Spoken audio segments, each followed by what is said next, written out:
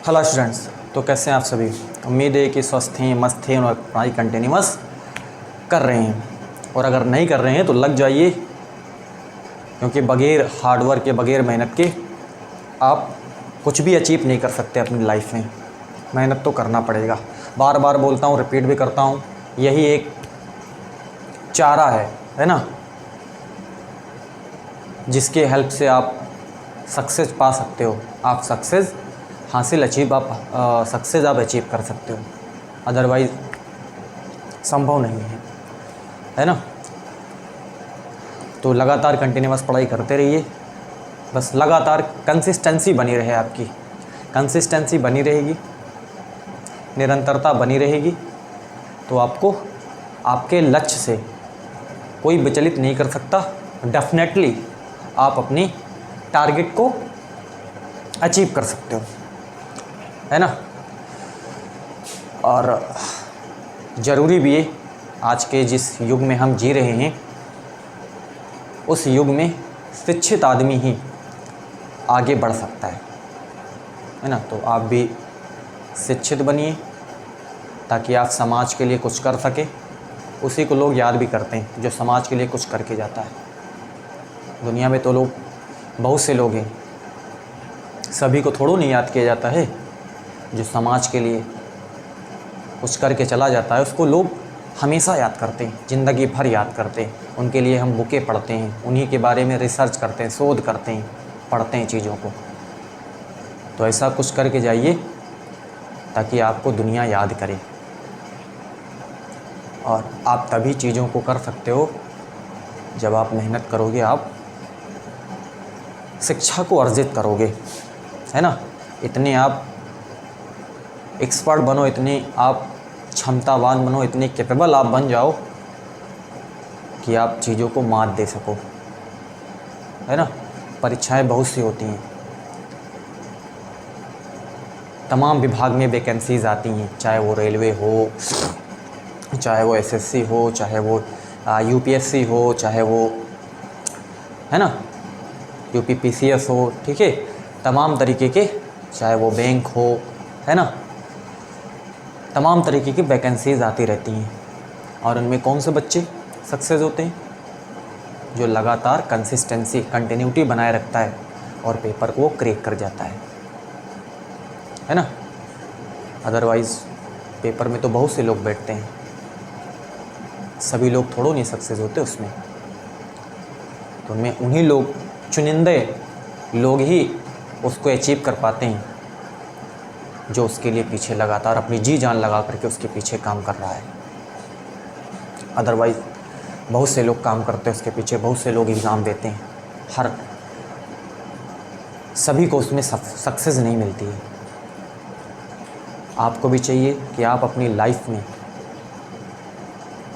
कुछ अचीव कर जाओ, ताकि आपकी आने वाली जो पीढ़ी है उसको आपसे कुछ सीखने को मिले, और उनके लिए आप कुछ छोड़ करके जाओ, ताकि वो भी आपसे सीखें कि आपने अपने जीवन में क्या, आपका रूटीन रहा है, आपने जीवन में क्या करा है।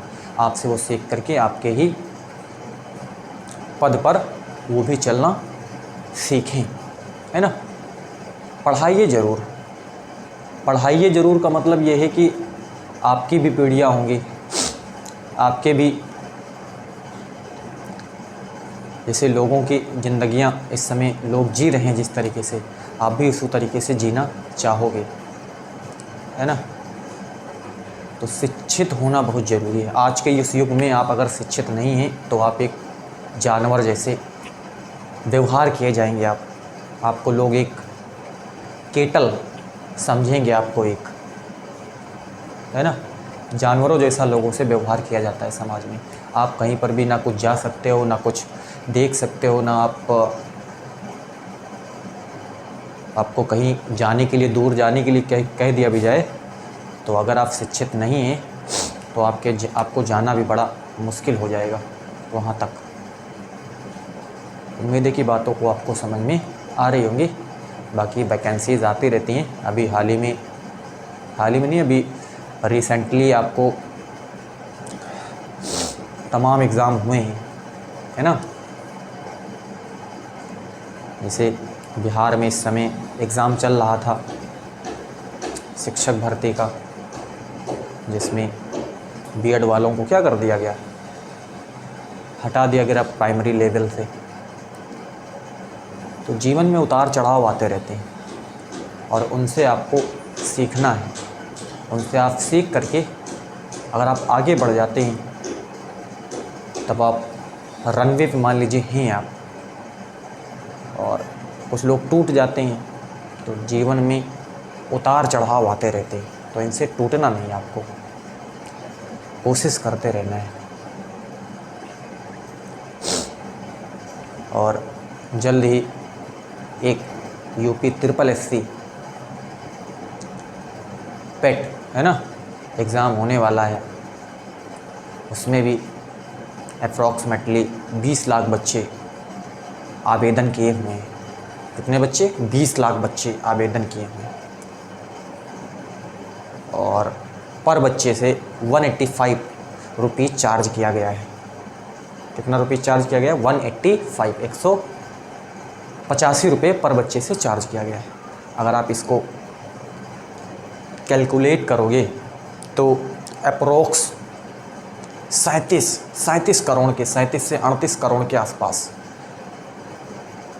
पूरा गवर्नमेंट के पास इतना रुपया गया है ना, गवर्नमेंट के खाते में। कितना? 37 से 38 करोड़।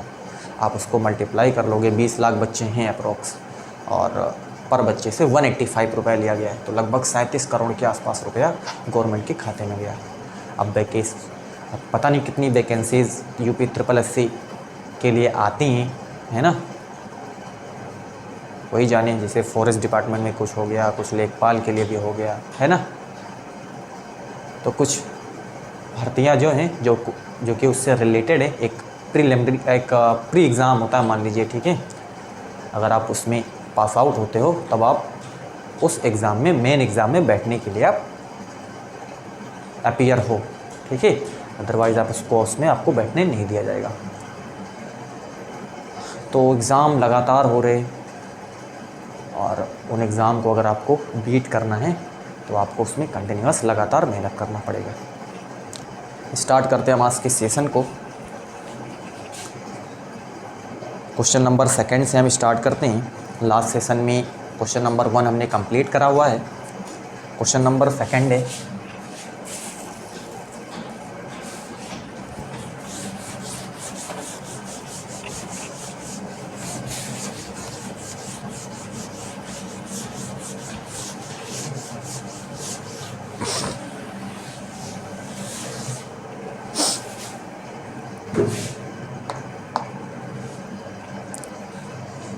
निम्नलिखित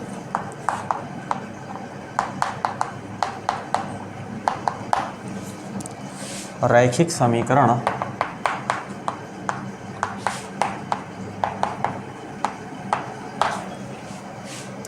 युग्म की प्रतिस्थापन विधि से हल कीजिए।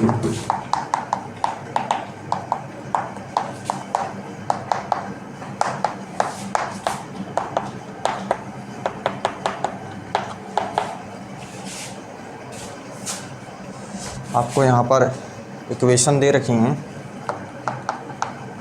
√2x plus √3y 0 √3x plus √8y बराबर 0। ये नंबर 2 है। इसमें आपको क्या करना है, इसको हल करना है, और वो भी कौन सी विधि? प्रतिस्थापन विधि से इसको आपको हल करना है। और x और y की यहाँ पर वैल्यू आपको क्या करनी है? फाइंड आउट करनी है। ये क्वेश्चन हमसे पूछा हो। आपको ये सारी विधियाँ बता दी गई होंगी, चाहे वो प्रतिस्थापन विधि हो, चाहे वो विलोपन विधि हो, चाहे वो वज्रगुणन विधि हो, है ना।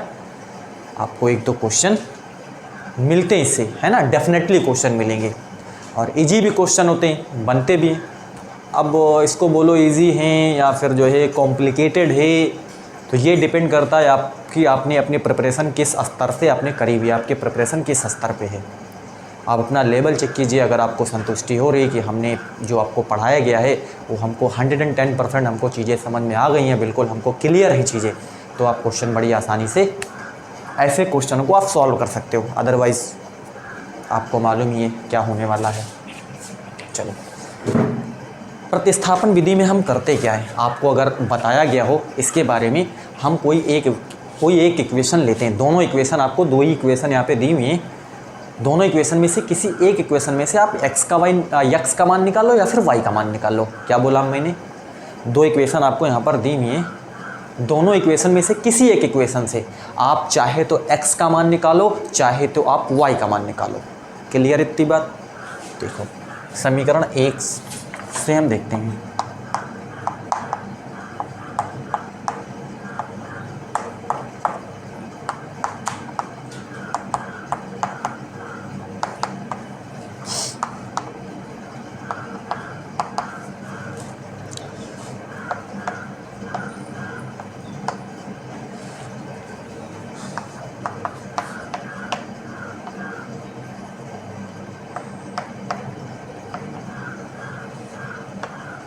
इतनी बात आपको पता चली। मैंने क्या करा, √2x प्लस √3y बराबर कितना है, 0 आपको दे रखा है। √3x को मैंने उस साइड पक्षांतर कर दिया तो ऋण में हमने लिख दिया, ठीक है, माइनस में हो गया। तो √2x बराबर माइनस का √3y, तो x बराबर आपने निकाला तो ये ऊपर आप लिख दीजिए माइनस का √3y बटे √2 आपने यहाँ पे लिख देना है। इसको हम 3 बोल देते हैं। अब आपको क्या करना है, जिस इक्वेशन से आपने x या y का मान निकाला है दूसरे वाले इक्वेशन में उसको आप पुट कर दीजिए। चाहे आप अगर आप x का निकाले हो तो दूसरे इक्वेशन में x का मान रख दीजिए, अगर आपने y निकाला है तो दूसरे इक्वेशन में आप y का मान पुट कर देना है आपको। चलिए देखते हैं। तो हमने x निकाला है, समीकरण 3 से x का मान समीकरण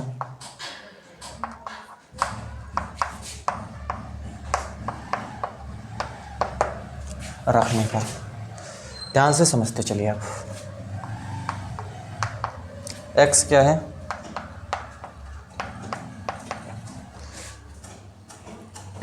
ये है ना, और y है, साथ में y भी लिख देते हैं। ठीक, क्लियर हो रहा है ना। देखो दूसरे वाले इक्वेशन में इसको हमने पुट करा है, √3 गुणे x के प्लेस पे हमने क्या लिखा, माइनस का √3 बटे √2 गुणे हमने क्या लिख दिया, y इसके साथ में, तो y लिख दिया। प्लस है आपके पास √8y बराबर कितना है, 0 है। इतनी बात उम्मीद है कि आपको समझ में आ रही होगी। चलो देखो, इसका गुणा जब हम इसके साथ कराएंगे तो √3 गुणे √3 कितना हो जाएगा, 3 हो जाएगा। आपको समझ में आ रहा होगा, है ना। √3 मतलब √3 दो बार है, स्क्वायर कर दोगे, स्क्वायर से इसका रूट कैंसिल हो जाएगा, तो स्वाभाविक है आपके पास माइनस का 3 बचेगा। माइनस का 3y बटे क्या है, √2 हो जाएगा।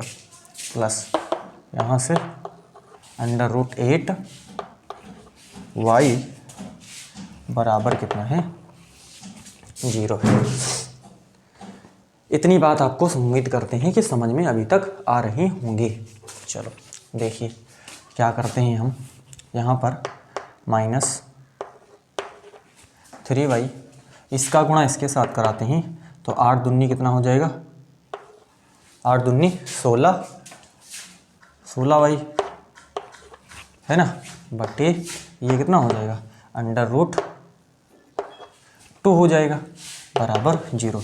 बात समझ में आ गई होगी आपको। मैंने क्या करा है, इस √2 को √8 से गुणा करा तो 8 दूनी 16 हो गया, मतलब √16 हो गया, और y है ही साथ में उसके, और नीचे पूरे के नीचे हमने √2 लिख दिया, बराबर क्या है, 0 है।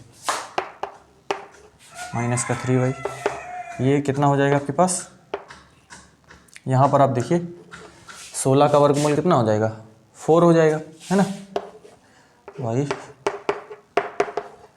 कितना हो गया, 0 हो गया, है ना। अब देखिए 4y में से 3y जाएगा, कितना बचेगा, y बचेगा, है ना। बड़े आराम से चीज़ें आपको क्लियर करी जाएंगी ताकि आपको उसमें डाउट बार बार आपको चीज़ें रिपीट ना करना पड़े। एक ही बार अगर आप देखो तो उसमें आपको हमेशा के लिए चीज़ें आपके पास बनी रही। तो y बच गया, y बटे √2 बराबर 0, y बराबर √2 गुणे 0, है ना। इधर y बराबर 0 हो गया। एक बार फिर से रिपीट करते हैं ताकि आपको चीज़ें बिल्कुल क्लियर हो जाएं। हमारे पास दो इक्वेशन है, दोनों इक्वेशन में से किसी एक इक्वेशन में से आप x या y का मान निकालिए और दूसरे वाले इक्वेशन में उस x या y का मान उसको आप पुट कर दीजिए।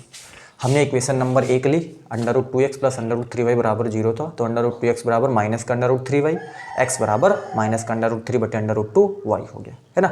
समीकरण 3 से x का मान समीकरण 2 में हमने रख दिया, ये हालत 2 है ना। √3 गुणे x के प्लेस पे माइनस का हमने √3 बटे √2 और ये देखो y था उसके साथ में लिख दिया, प्लस है √8y। बात इतनी सही। √3 गुणे √3 3 हो जाएगा, बिल्कुल माइनस माइनस लगा दिया, y बटे कितना है √2 प्लस √8y बराबर कितना है 0 है। अब देखिए हर बराबर कर दे, इसको इसके साथ मल्टीप्लाई, 8 दूनी 16 हो गया, तो √16 और ये y बाहर था ही और ये आपके पास माइनस का 3y ये था नीचे, √2 बराबर 0। 4 16 का वर्गमूल 4 होता है तो 4 लिख दिया, तो 4y माइनस 3y, तो y बच जाएगा, √2 को उधर गुणा कराया तो इसका मतलब 0 हो गया, y बराबर आ गया 0। अब y 0 आ गया, x आपको निकालना है, y का यह मान, y का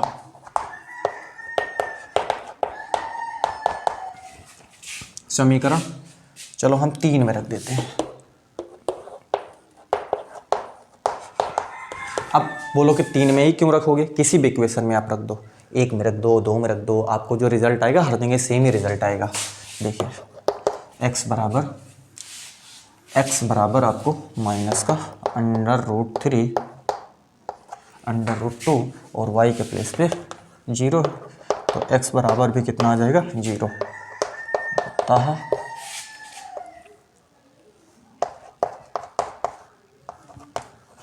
रैखिक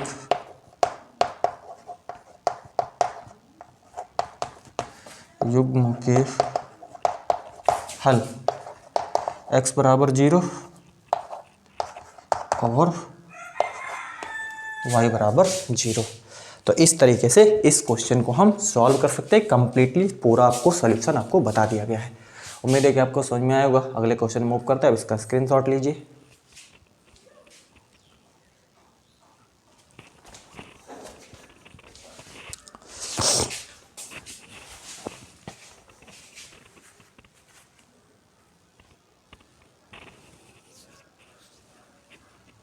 है ना, इस समय तमाम पेपर हो रहे भी, जस्ट हमने आपसे थोड़ा सा डिस्कशन करा भी हुआ है और उसमें लोग पास आउट भी हो रहे होंगे। जिसने भी पेपर जिसका अच्छा गया, चाहे वो इसमें हाल ही में सीपीयू का पेपर गया हुआ है ना, एसएससी और स्टेनोग्राफर का पेपर भी हाल ही में हुआ है ना, तो लगातार पेपर तो हो ही रहे हैं, है ना। और उसमें सक्सेस किसको मिल रही है, सक्सेस उसी को मिल रही है जो उसके लिए पढ़ रहा है लगातार, है ना, और सलेबस के अकॉर्डिंग पढ़ रहा है ना। चीज़ें आपको सारी नहीं पढ़नी है, आपको हर एक चीज़ का अपना सलेबस होता है ना। अगर आप बोर्ड एग्ज़ाम की प्रिपरेशन कर रहे हो तो उसके लिए अलग सलेबस है। आप किसी एसएससी, किसी पर्टिकुलर एसएससी में आप किसी एक्साइज इंस्पेक्टर की प्रिपरेशन आप कर रहे हो तो उसके लिए अलग एक सलेबस है, ठीक है। अगर आप किसी और रेलवे में अगर आप किसी चीज़ की तैयारी कर रहे हो तो उसका सलेबस एक अलग है उसका, है ना। आप यूपीएससी की तैयारी कर रहे हो तो उसका सलेबस अलग है। यूपीपीएससी का तैयारी कर रहे हो पीएससी का, तो वो उसका भी सलेबस अलग है। तो सबका सलेबस क्या है, अलग अलग है।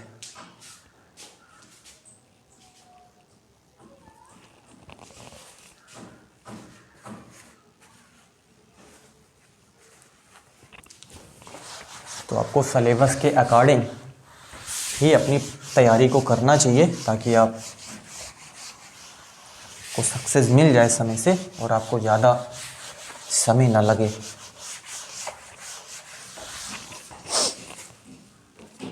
नेक्स्ट क्वेश्चन है, इसमें कहता है निम्नलिखित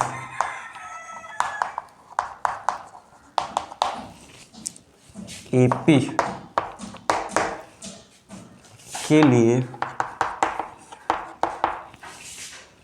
प्रथम पद तथा सर्वांतर लिखिए।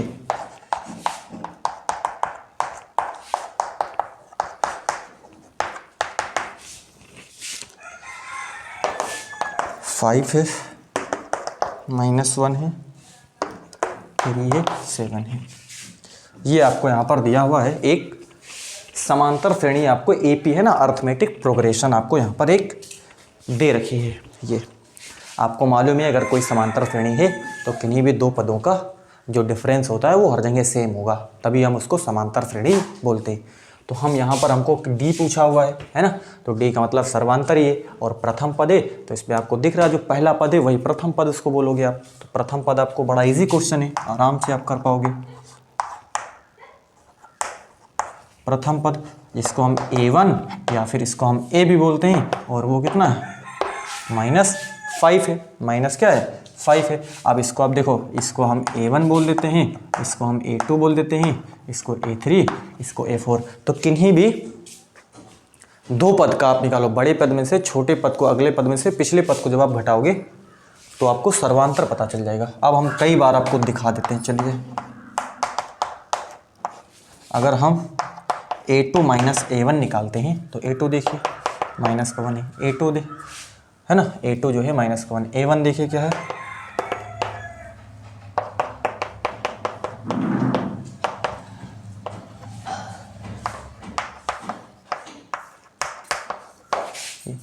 और चलिए हम A3 माइनस A2 भी दिखा देते हैं, 3 माइनस 1 है ना,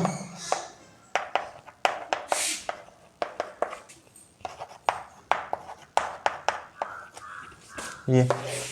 और आप देखिए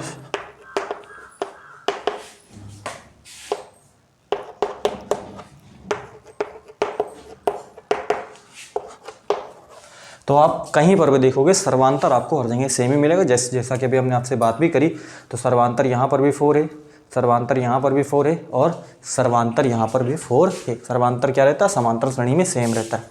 तो हमसे क्या पूछा, हमसे सर्वांतर पूछा, तो सर्वांतर आपके पास 4 हो गया और प्रथम पद जो है आपके पास -5 हो गया। ठीक,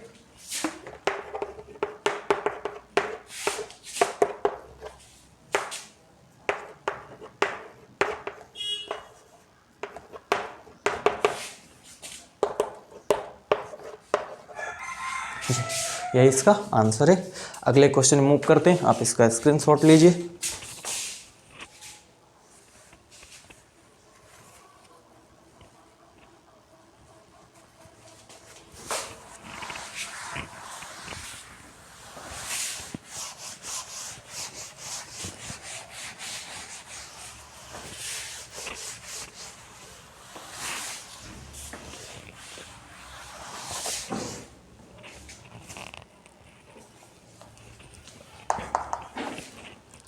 यदि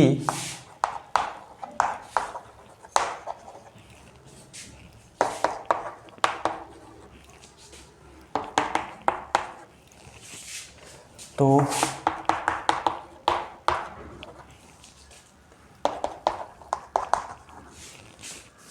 का मान ज्ञात कीजिए।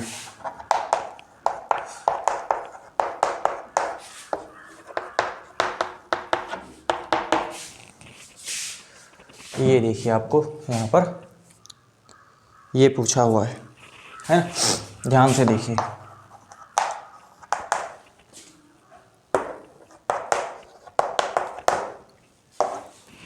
आप इसमें क्या सोच सकते हो, है ना, इसमें सोचने वाली चीज़ है ना, कोई आप इसमें क्या सोच सकते हो, ये सबसे मैटर करता है कि आप इसमें सोच करके ही आप इस क्वेश्चन को सॉल्व कर सकते हो। भाई कि कोई डायरेक्टली फॉर्मूला इसका लिख दें, ऐसा नहीं कि हम डायरेक्टली इसको लगा देंगे, आपको इसमें सोचना पड़ेगा, है ना, कि हम ये चीज़ कैसे निकाल सकते हैं।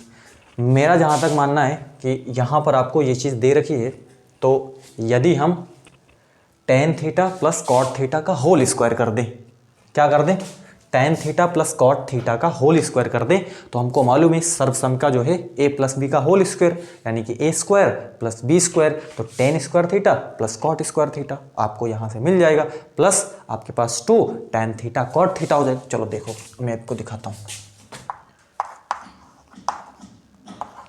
tan theta plus cot theta, इसका हम करते हैं होल स्क्वायर। जरा ध्यान से समझिए, इसका होल स्क्वायर मतलब a प्लस बी का होल स्क्वायर, यही तो है। चलिए देखिए, a square B square plus 2 AB, 2AB हो गया। ठीक, जरा देखिए आप, tan theta plus cot theta किसके बराबर है? √3 की। बात बिल्कुल सही है, स्क्वायर लगा है, स्क्वायर लगा दिया।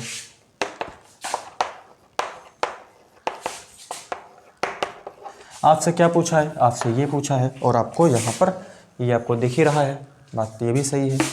+2 इंटू, देखिए आपको ये भी मालूम है कि cot थीटा tan का उल्टा होता है बिल्कुल, यानी कि 1/tan थीटा। cot थीटा बराबर 1/tan थीटा, या tan थीटा को बदल लो 1/cot थीटा, किसी को भी बदल लो। अब ये यहाँ से कट जाएगा। अब देखो स्क्वायर से इसका रूट कैंसिल, मतलब कितना बच गया यहाँ पर? 3 बच गया। tan square theta cot square theta plus का कितना है यहाँ पर? 2 हो जाएगा। 2 गुणे 1 मतलब 2 हो जाएगा। इसको इधर लेकर के आते हैं,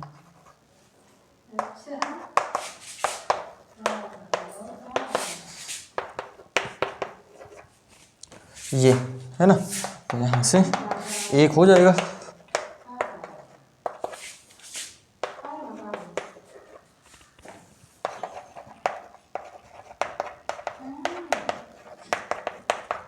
बराबर 1 हो जाएगा।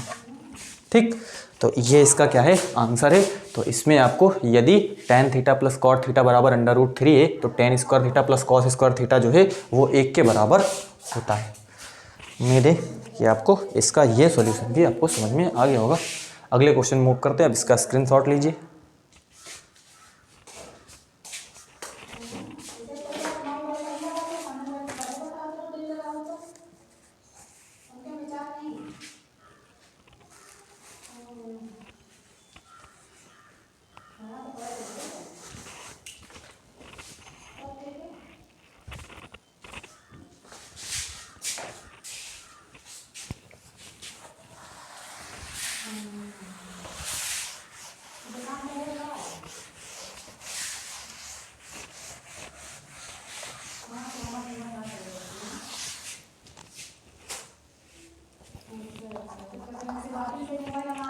कहता कोई गाड़ी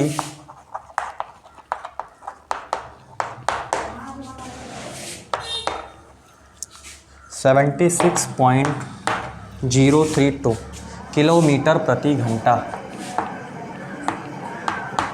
किलोमीटर प्रति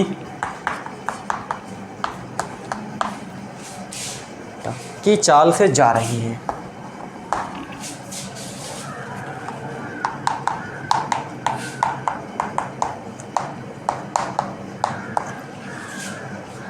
यदि पहियों की त्रिज्या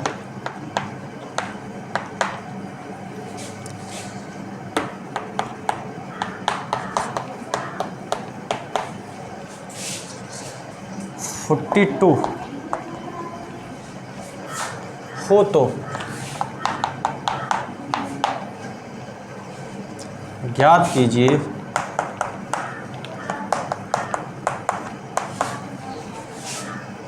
कि पहिए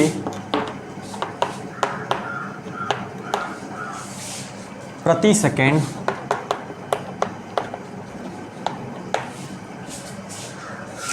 कितने चक्कर लगाते हैं।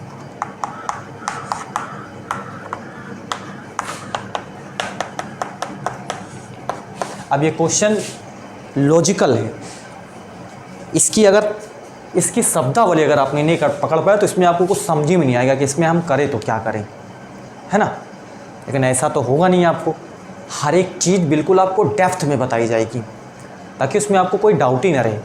अब इसको अगर आपने एक बार अगर पढ़ो तो इसमें आपको कुछ समझ में नहीं आएगा कि इसमें हमें क्या करना है ना। जहाँ तक मेरा मानना है कि आपको इसमें कुछ नहीं समझ में आएगा कि आपको इसमें क्या करना है, कैसे हम पता करें कि प्रति सेकेंड कितने चक्कर लगाएगा, है ना। लेकिन ऐसा तो होने वाला नहीं, आपको हर एक चीज़ बिल्कुल डेप्थ में क्लियर करी जाएगी, है ना। आप जुड़े रहिए, ठीक है।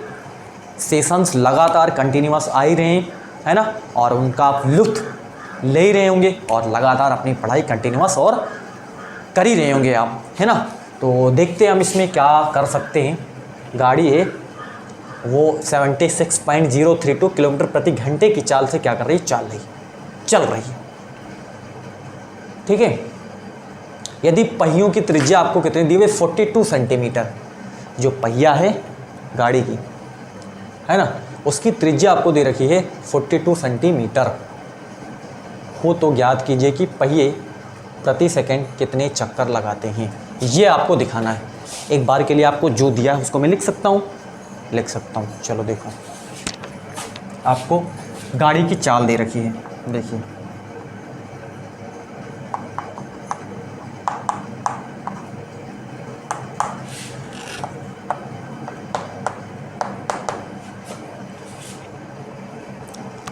चाल आपको कितनी दे रखी है, 76.032 किलोमीटर पर आवर आपको दे रखी है। पहियों की त्रिज्या सेंटीमीटर में दे रखी है, तो इसको हम थोड़ा सा भी, किलोमीटर प्रति घंटा है, इसको मीटर प्रति सेकंड में पहले हम लाते हैं। इसको ध्यान से देखते चलिए आप। 1 किलोमीटर में कितना मीटर होता है, 1000 मीटर होता है। 1 घंटे में कितना सेकंड होता है, 3600 सेकंड होता है। बात आपको अभी भी समझ में आ रही होगी इतनी।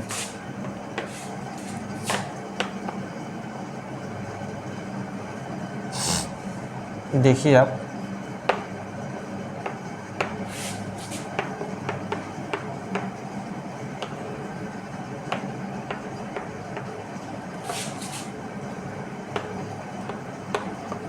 ऐसे हमने इसको क्या करा, लिखा।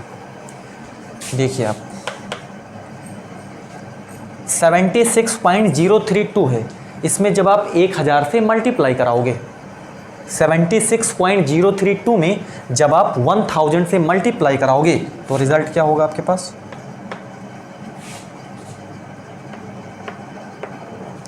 ये होगा रिजल्ट आपके पास। या आप इसके आगे 3 जीरो लगा लो। बताइए दशमलव कितने अंक के बाद है, अरे इसको गुणे करवाए ना।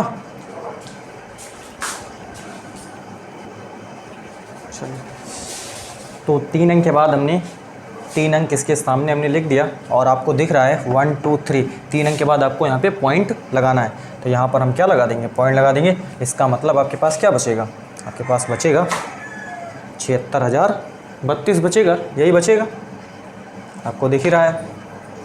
चलिए, नीचे आपके पास क्या है,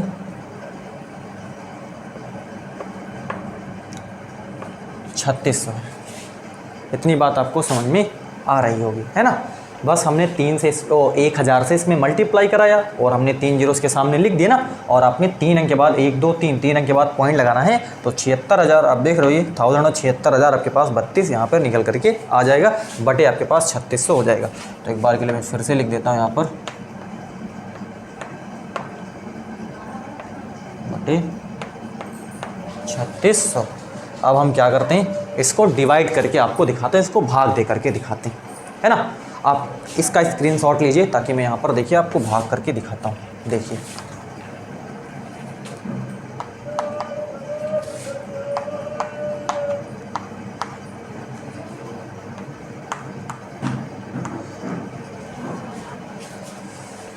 देखो यहाँ पर 3600 है, तो यहाँ पर हमें 7603 लेना पड़ेगा, है ना। ये तो ये 2 बार चला जाएगा, 36 2 है ना, 2 बार चला जाएगा, बिल्कुल सही। 2 शून्यम शून्य हो जाएगा, 2 शून्यम शून्य हो जाएगा, 2 छंग 12 के जो 2 छंग 12 के 2 2 त्याई 6 1 7 हो जाएगा, ठीक। 7200 हो गया। ये 3 हो जाएगा, 0 हो जाएगा, 6 में से 2 चला जाएगा, 4 बच जाएगा, ठीक है। ये 3 हो जाएगा, ये 0 हो जाएगा, 4 2 6 हो जाएगा, और ये 7 हो जाएगा। इतना लिख देंगे। 2 यहाँ पर हम इसको लिख देंगे, है ना। अब ये कितनी बार जाने वाला है, एक ही बार जाएगा केवल। तो आपके पास ये 2 हो जाएगा, ये 3 हो जाएगा, ठीक है। और यहाँ से 10 में से 6 चला जाएगा, 4 बच जाएगा, दिख रहा है आपको, ठीक है। तो यानी कि 2 हो जाएगा, 3 हो जाएगा, 6 4 10 की 0, 3 1 4 हो जाएगा। अब क्या करेंगे, दशमलव लगाएंगे, 1 0 यहाँ बढ़ाएंगे, 1 0 यहाँ बढ़ाएंगे। अब ये कितनी बार जाने वाला है, फिर से एक बार ही जाएगा, ध्यान से देखिए, है ना। तो ये 0 हो जाएगा, ये 2 हो जाएगा, है ना। और यहाँ पर 13 में से 6 चला जाएगा, 7 6 कितना हो जाएगा, 13 हो जाएगा, है ना। 0 2 13 में से 6 चला जाएगा, 7 6 13, तो 7 आ जाएगा, कुछ बचा नहीं यहाँ पे। तो 0 हो गया, 2 हो जाएगा, 7 6 13, 3 1 4। अब क्या करेंगे, एक 0 यहाँ पर और बढ़ा लेंगे। अब ये फिर कितनी बार जाने वाला है, 2 बार जाने वाला है ना। तो ये आपके पास 72 से कट जाएगा। तो ये कहने का मतलब कटा कितनी बार, 21.12। आपको बिल्कुल हर एक चीज़ गुणा भाग करके बताया जा रहा है, ताकि आपको ये भी चीज़ें कहीं अगर आपसे कोई दिक्कत आई हुई हो गुणा भाग करने में, तो आपको वो भी चीज़ें धीरे धीरे क्लियर हो रही होंगी, है ना। तो यहाँ पर हमको क्या पता चला कि 21.12 मीटर प्रति सेकेंड, यानी कि 1 सेकंड में कितनी दूरी चल रहा है, 1 सेकंड में जो गाड़ी है वो 21.12 मीटर चल रही है। क्या कहा हमने, 1 सेकंड में यहाँ पर 21.12 मीटर चला जा रहा है यहाँ पर। अब आप देखिए, ये आपके पास अगर आप यहाँ पर 1 सेकंड में कितनी दूरी देख रहे हो, 1 सेकंड में बराबर है 21.12 मीटर।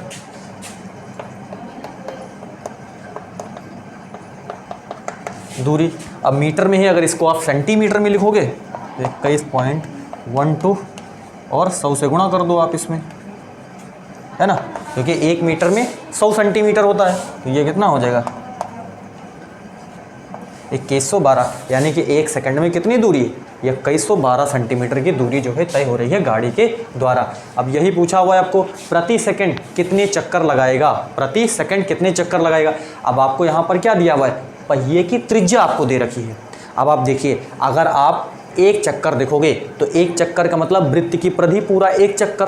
अरे जो साइकिल की पहिया है वो गोलाकार ही तो है ना, वृत्ताकार ही तो है।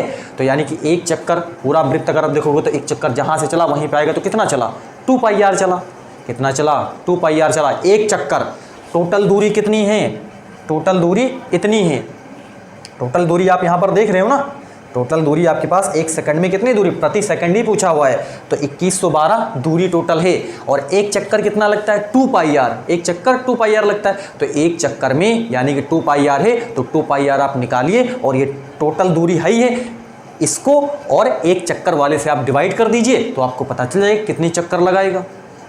आपको पता चलेगा ना कि प्रति सेकंड कितने चक्कर है। एक बार लॉजिकल आप सोचिए, एक चक्कर 2 पाई आर, एक चक्कर क्या 2 पाई आर, टोटल दूरी इतनी है, तो इतनी टोटल दूरी है, एक चक्कर में 2 पाई आर दूरी होता है, तो यानी कि एक चक्कर में 2 पाई आर है, तो टोटल दूरी इतनी है। टोटल दूरी ऊपर रखिए, एक चक्कर में जितना दूरी वो होता है ना, कि जितनी दूरी चली जाती है उससे उसको डिवाइड करिए, चक्कर कितने लगेंगे ये आपको पता चल जाएगा, है ना। एक चक्कर जितनी दूरी है वो तो आप नीचे रख दीजिए, ऊपर टोटल कितनी दूरी है, टोटल जितनी दूरी है उससे उसको आप क्या कर दीजिए, डिवाइड कर दीजिए एक चक्कर वाले से। एक चक्कर वाली जो दूरी जितनी है उस दूरी से, तो जो आपके पास टोटल दूरी है उसको आप डिवाइड कर दीजिए। उम्मीद करते हैं आपको चीज़ें आपके दिमाग में जा रही होंगी। ध्यान से एक बार जरा लॉजिकल सोचिए आप, ये लॉजिकल टर्म है, बाकी अदरवाइज आपको समझ में नहीं आएगा, इसीलिए हमने बोला था एक बार ध्यान से बड़े आराम से सोचिए। मैंने क्या कहा, एक चक्कर में 2 पाई आर, मतलब 2 पाई आर दूरी जो है एक चक्कर में तय हो जाती है। टोटल दूरी आपके पास जो है, जितनी दूरी आपके पास है उसको आप ऊपर रखिए, एक चक्कर वाले में जितनी दूरी तय हुई उससे आप डिवाइड कर दीजिए, तो आपको टोटल जितनी दूरी है एक चक्कर वाले से जब आप उसको डिवाइड करोगे तो आपको पता चलेगा कितने चक्कर लग रहे हैं।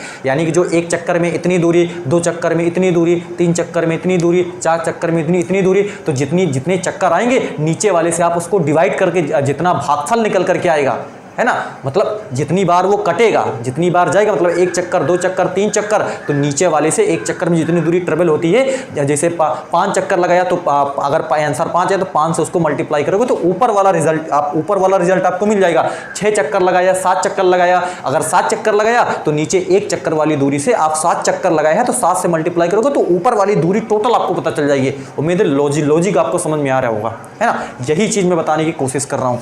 तो अब हमें क्या निकालना, चक्करों की संख्या। चलो मैं इसको इरेज कर रहा हूँ, आप इसका स्क्रीनशॉट ले लीजिए।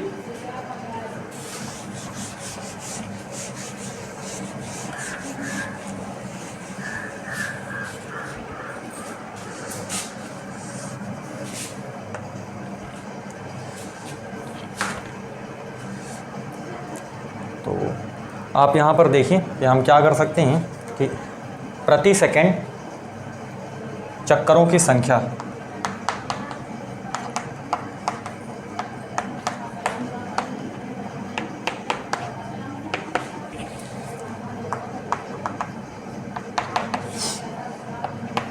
इक्कीस सौ 12 आपके पास टोटल हाई है। एक चक्कर में 2 पाई आर, तो देखो 2 पाई कितना होता है 22/7, आर कितना है 42 आपके पास हाई है। आर कितना है सेंटीमीटर में, इसीलिए हमने इसको कन्वर्ट कर लिया। मीटर में था ना, सेंटीमीटर में दे रखा था, तो इसलिए इसको हमने कन्वर्ट करना पड़ा। इसको जो है मीटर से सेंटीमीटर में इसको हमने इसलिए कन्वर्ट करना पड़ा, ठीक है। नहीं तो आप कुछ समझ लो इसमें। चलो ये कितना हो जाएगा 7×42 बटे ये हो जाएगा, ठीक है। 22×2 44 गुणे 6 चौको 24 हो जाएगा, और 6 चौको 24, 24×2 26 हो जाएगा, ठीक। चलिए अब यहाँ पर भी हम डिवाइड कर देते हैं, आपको दिखाते हैं डिवाइड,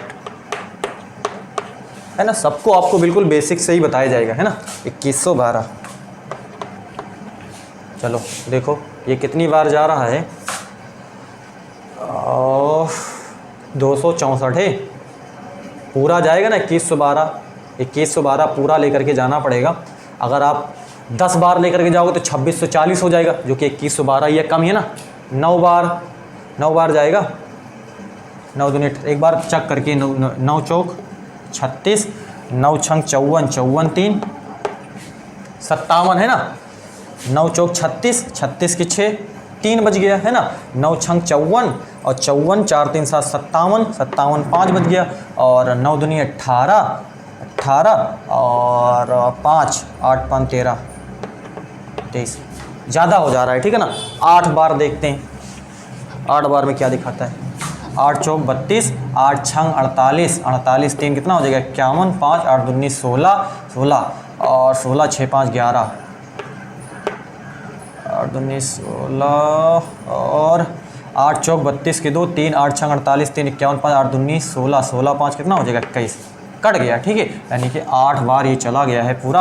8 चौक 32, 8 छंग 48 3 51, 8 दूनी 16, 16 5 कितना हो जाएगा 21, ये पूरा कट गया। यानी कि कितने चक्कर लगेंगे, कितने चक्कर लगेंगे, तो जो चक्करों की संख्या होगी वो आपके पास कितनी होगी 8 होगी। प्रति सेकंड कितने चक्कर लग जाएंगे, प्रति सेकंड 8 चक्कर लग जाएंगे। अब मैंने आपसे क्या कहा था, मैंने ये कहा था कि 8 चक्कर हैं, एक चक्कर में इतना लगता है ना। आप इसके साथ इसको आप गुणा करिए, आपको ये टोटल दूरी पता चलेगी। इसलिए हमने कहा था ये थोड़ा सा लॉजिकल है, अदर आपको ये समझ में नहीं आएगा कि इसमें हमें करना क्या है ना। अब उम्मीद करते हैं कि आपको इसमें बिल्कुल चीज़ें समझ में आ गई होंगी, इसमें आपको अब किसी प्रकार का कोई डाउट नहीं होगा। तो इस तरीके से इस क्वेश्चन को हम सॉल्व कर सकते हैं। उम्मीद करते हैं आपको ये सेशन समझ में आया होगा, और आज के सेशन को हम यहीं पे एंड करते हैं। मिलते हैं हम नेक्स्ट सेशन में। Thank you for watching me.